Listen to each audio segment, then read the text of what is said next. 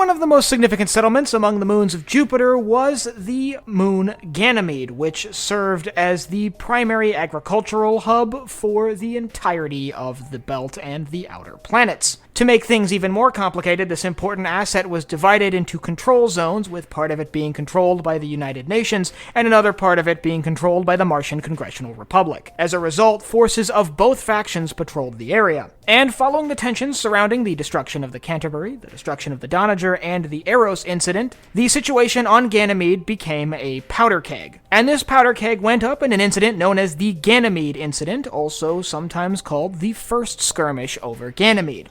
To understand this skirmish, one must first understand the situation on the ground on Ganymede. Both factions held their control zones fairly tightly, with both factions deploying Marines to patrol the borders of these zones. It was a regular occurrence that UNN Marines would encounter Martian Marines along the border and would simply maintain a distance, eyeing each other up before retreating or withdrawing back to their staging areas. As a result, both factions created a DMZ, or demilitarized zone, in between both of these sectors, which was essentially just an area that these units could not proceed into. This kept these Marines at a fairly safe distance and prevented any unwanted interaction. On top of this, both factions maintained a naval presence in orbit, with UNN warships coexisting with MCRN warships among the mirrors used to direct sunlight to the colony's agricultural facilities. This delicate balance was maintained for several years until, shortly following the Eros incident, an experiment involving the protomolecule goes slightly awry. With the intentional release of a single protomolecule hybrid onto the exposed surface outside of the colony, this hybrid immediately began attacking UNN troops, forcing them to flee towards the Martian sectors. Believing that Martian Marines would easily recognize the threat posed by the large protomolecule creature that was not wearing a vac suit, they fled across the DMZ, charging towards the MCRN lines, but instead of firing towards the Martians, they were firing backwards at the pursuing protomolecule hybrid. What happened next is up for debate. However, it's clear that the UNN and MCRN forces on the surface of Ganymede both were in an engagement that was likely uniformly directed at the protomolecule hybrid, and as a result, the forces of both factions were nearly completely wiped out.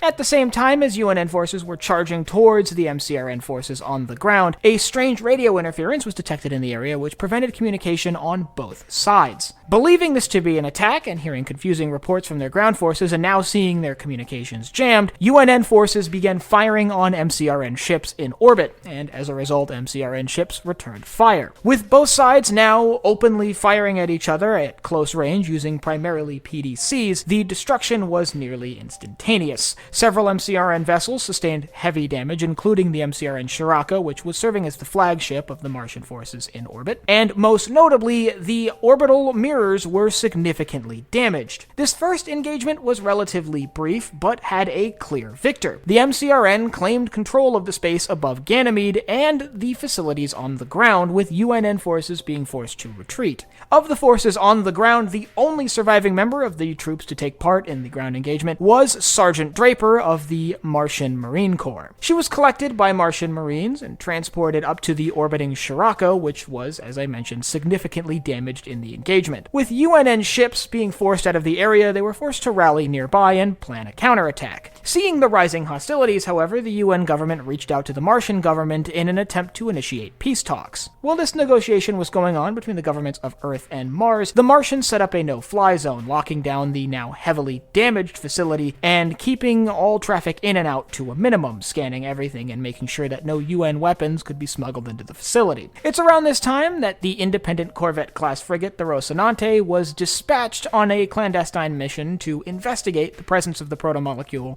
on Ganymede, with the crew of the Rocinante sneaking onto the surface using the freighter, the Weeping Solemnist, while the Rocinante herself went and hid behind one of the nearby moons. As Martian control of the space around Ganymede got tighter and tighter, they eventually sealed off the area to all visiting vessels to prevent any further activity, and to hide their own clandestine activities, as the corvette-class frigate, the Karakoon, was dispatched to gather protomolecule protomolecule samples. Another crucial role of the Karakun was to gather the remaining scientists so they could continue their work elsewhere. Meanwhile, on Earth, a series of meetings were carried out between the UN government and the Martian ambassador. During these talks, the only survivor of the ground engagement on Ganymede, Sergeant Roberta Draper, was forced to testify. However, her claim was falsified on the order of the Martian government in an effort to hide the Martian involvement in the protomolecule research that had occurred there. On top of this, while these peace talks are going on, the UN is continuing to amass a larger and larger force for an effort to retake the space over Ganymede. The ultimate result of these talks were the signing of the New York Armistice. However, the New York Armistice didn't hold for long. Well, Martian forces began to clamp down even harder on their control of the space around Ganymede in anticipation of the arrival of the Karakun.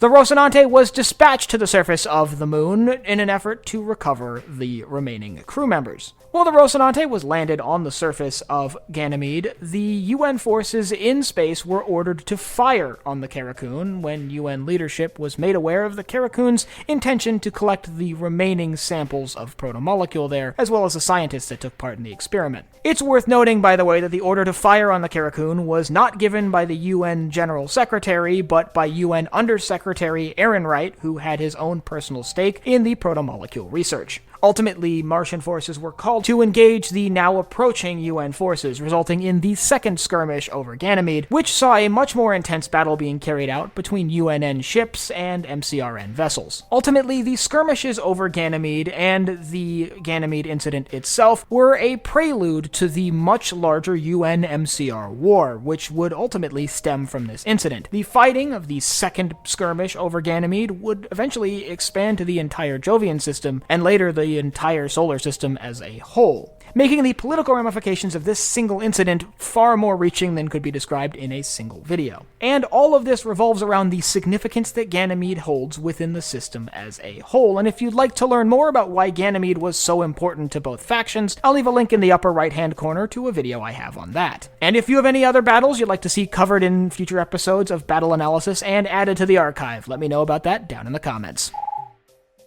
Last but not least, if you enjoyed this video, head down below, hit the like button, the subscribe button, and the bell icon so you get notified when I upload new videos. So for Sci-Fi Deep Dive, I'm Colin, and I will see you next time.